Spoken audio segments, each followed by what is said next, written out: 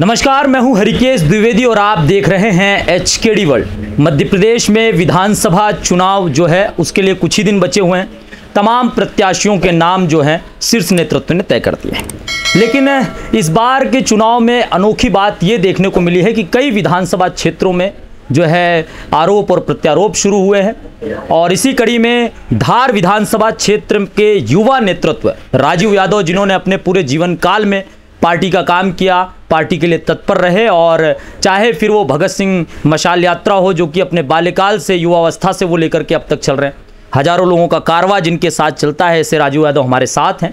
वंशवाद की राजनीति का एक आरोप इन दिनों जो है धार विधानसभा क्षेत्र से गूंज रहा है।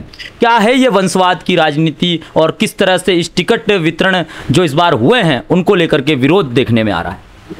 पार्टी में मेरे परिवार ने, मेरे दादाजी ने जनसंघ के समय से काम करते हुए आए हैं और जहाँ जैसा बोला वैसा संगठन के लिए समर्पित होकर काम किया।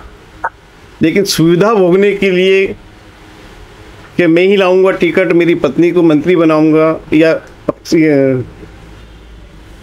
मैं ही राजनीति कर सकता हूँ, बाकी किसी का अधिकार नहीं, किसी का हक नहीं, इसको लेकर लंबे समय से धार में अव्यवस्था, जितने लोग थे, जितने वरिष्ठ थे पुराने, सब लोगों को गला दिया गया।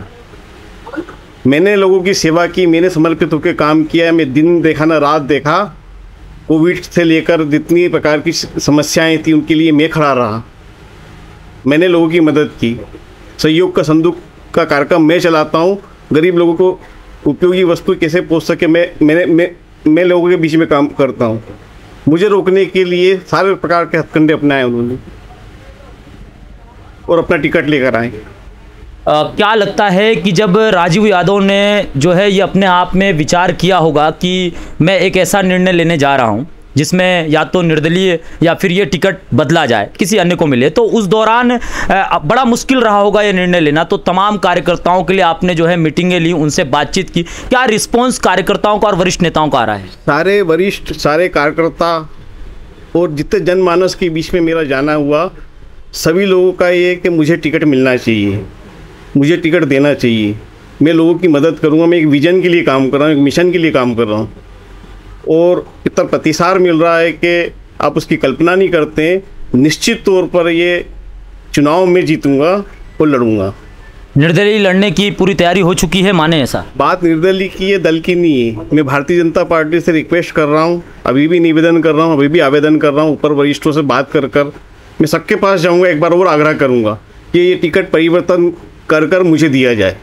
जी, हमारे साथ देवेंद्र पटेल जी हैं, पूर्व नगर पालिका अध्यक्ष हैं और तमाम बड़े पदों पर रहे हैं। असली और नकली भाजपा की जंग कार्यकर्ताओं में छिड़ी हुई है। कोई कह रहा है कि हम असली हैं, कोई कह रहा हम असली हैं। इस बीच असली और नकली का भेद कैसे पता किया जाए? बंधुओं, निश्चित रूप से यह लड़ाई वंशवाद और परिवारवाद के खिलाफ लड़ रहे हैं। 65 वर्ष से एक परिवार, 65 वर्ष हो गए। पहले आदरणीय वर्मा जी 50 वर्ष, उसके बाद उनकी पत्नी लगातार 15 वर्ष। पहले चुनाव में जब धार में वो चुनाव लड़े थे तो मेरे परिवार का ये अंतिम चुनाव है। आनंद चौपाटी से उन्होंने घोषणा की थी कि अब इसके बाद मेरे परिवार का व्यक्ति कोई चुनाव नहीं लड़ेगा और मैं शराब माफिया और गुंडागिर्दी का अंत करने के लिए चुनाव लड़ रहा। परंतु बंधुओं, आप सब पत्रकार बंधुओं ने भी आज देखा, आज पूरे क्षेत्र में आप देख रहे हैं किस प्रकार की व्यवस्था है क्षेत्र में।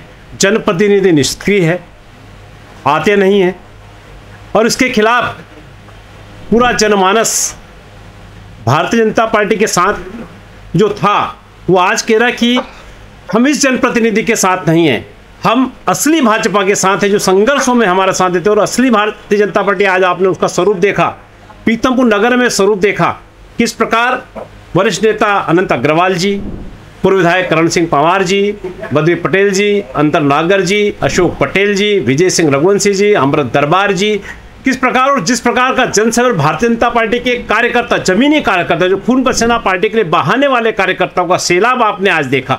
ये पीतमपुर, ये असली भारतीय जनता पार्टी। नीना विक्रम वर्मा जी का और उनके कार्यकर्ताओं का ये दावा है कि सक्रियता को लेकर अगर बात करें तो मध्य प्रदेश की शायद ही एक धार विधानसभा ऐसी होगी जिसमें सबसे अधिक सक्रिय वो रही हैं। इस पर आपकी क्या टिप्पणी? तो भारतीय जनता पार्टी की सरकार थी, माननीय शिवराज सिंह सरकार की योजनाएं सक्रियता से यहाँ पर काम कर रही है। उन्होंने यहाँ पब्लिक के बीच में जीतने के बाद कभी गली मोहल्लों में नहीं गए, गली मोहल्लों की समस्याएं नहीं देखी, कभी गली मोहल्ले में नहीं पहुंचे वो लोग। भले ही पूरे 14 गांव की मिला की जो नगर पालिका बनी, वहां आज भी जाके पूछ लो, आज भी आप लोगों के सामने कार्यकर्ताओं से पूछा, कार्यकर्ताओं ने कहा उसके बाद जीतने के बाद नहीं आते।